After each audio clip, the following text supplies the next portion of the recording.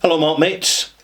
I'm Ralphie. Welcome to the Whiskey Bothy, and welcome. Let me put this little clicker away so I get the whole cask top to myself, so I can lean forward slightly, engage with you more directly, and share some extras, because this is review 1069 extras. Extra content, extra information, extra opinion, and extra extras. And I've just reviewed this whiskey here. It's Ardnamurchan first inaugural 10-year-old release, bottled at 50%. And it has been a wonderful experience. I'm glad I bought the bottle. I've really enjoyed reviewing it for you in my last review 1069.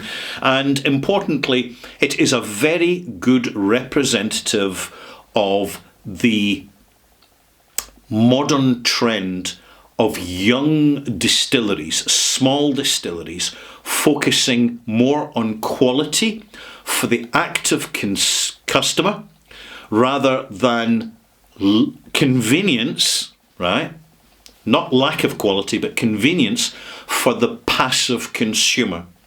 You see, when we start out with whiskey, wherever we start, it tends to be a dram in a bar at a wedding, or maybe a Burns night, it's whatever's put on the table. Or maybe you're visiting your granddad and he brings out a bottle of blend or something, and that's your first taste of whiskey. Excuse me, incoming, here he comes. You coming up?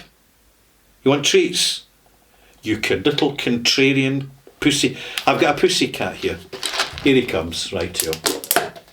You want treaties, do you? Do you love your daddy? More than cat food? No, he prefers the cat food because he's a cat. There you are. Treats. Lots of treats, spoiled brat.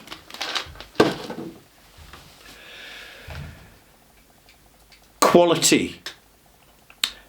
The quality of whiskey's got to do with your experience, actually.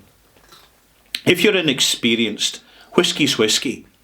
But when we get a few years' experience under our belt, we've gone to a whiskey festival, we're in a whiskey club, we've bought several dozen bottles of whiskey, we start to get our bearings. It doesn't happen overnight. We need to give it time. We need to give it space. We need to allow our palate to do its time-served apprenticeship. And then we find that some whiskies appeal to us more than others, and we're looking for a reason why. And one of the primary reasons is yield. When distilleries are a corporate multinational with that unique set of financial pressures on them, when they're dealing with a large international market, what they have to do is yield brand, not necessarily quality, because some people can have a good quality whiskey and not like it, and yet they're a whiskey drinker. That is because they're a passive consumer that has it with ice, and therefore, to be perfectly honest, top quality is not that important. I'm just saying the facts. Now, for an experienced whiskey sipper, it's different. For the proactive customer, we get to know, because we're not lazy about developing our palate, we're proactively developing our palate, and it keeps us engaged and fresh with all the diversity and variety of flavours that we can get. And we find ourselves gravitating from 40% whiskey to 46% whiskey, and then cask strength whiskey, and then single cask strength whiskey, and independent bottlers. Now, there's a reason for this, is that the large companies are focused on alcohol yield. They want to get the maximum return and reduce production costs to as low as possible. They tend to do this through automation, through volume production, where they will see the benefits of having high alcohol yields, because they buy in barley, which is going to give them high alcohol yields. Now, they've got a problem though. The higher the alcoholic yield you get from a ton of barley, the lower the flavour yield you get, because a grain can only carry starch to be converted into sugars for alcohol, or it can carry proteins and husk and other little components within the grain which contribute to flavour. The starch, as it breaks down into sugar, does not contribute much in the form of flavour. It just doesn't. Don't ask the experts, ask a farmer. Don't ask the brand ambassadors, because frankly it's unlikely they'll know. You little spoiled brat, come here, you're going to sit in my knee now, and you're going to get a spat fluffy bottom because you've had your treats and you only want more, you greedy little sausage. Just telling them. So with small distillers and the independent bottlers, but more so the small distillers because they're actually in control of production, they see an opportunity to actually reduce the alcoholic yield slightly by using an older style of grain or a local barley. And the result is that in specifying the grain that they use, could be Chalice, it could be Golden Promise, for example, they get more creamier flavour. Now, it's going to cost them a little bit more, but the actual long-term value during maturation of their product, which will have a higher desirability in the mature whisky market, is such that it is worth the extra cost.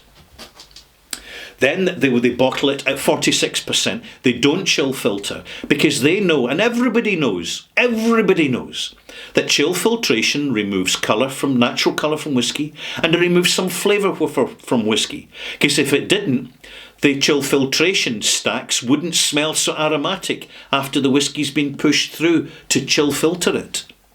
Of course flavour's removed, but not a lot. But it sanitises the whisky. It makes it more palatable for the consumer who wants palatability, because they're lazy consumers. And I'm not criticising them for it. I'm just calling it as it actually is.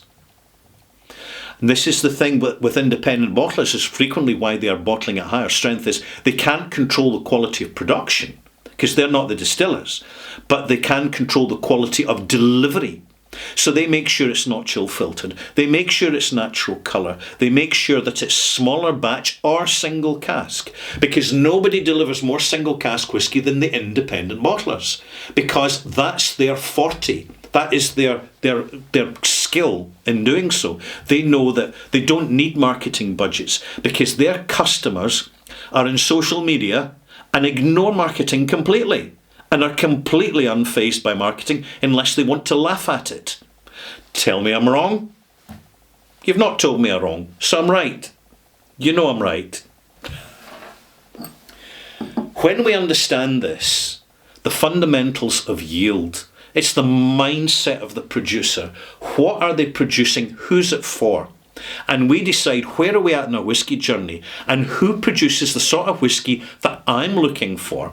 You talk to your friends, you talk in the forums, you chat at whisky festivals, you sample the whiskies at whisky festivals, and you develop your palate, and over time you make less bad buys, more good buys and good purchases, and the consequence is you just have a fuller, more meaningful journey. So long as you give your palate a rest now and again, because we all need to do that. That's all I have to say. Short, sweet, and to the point. Thank you for watching.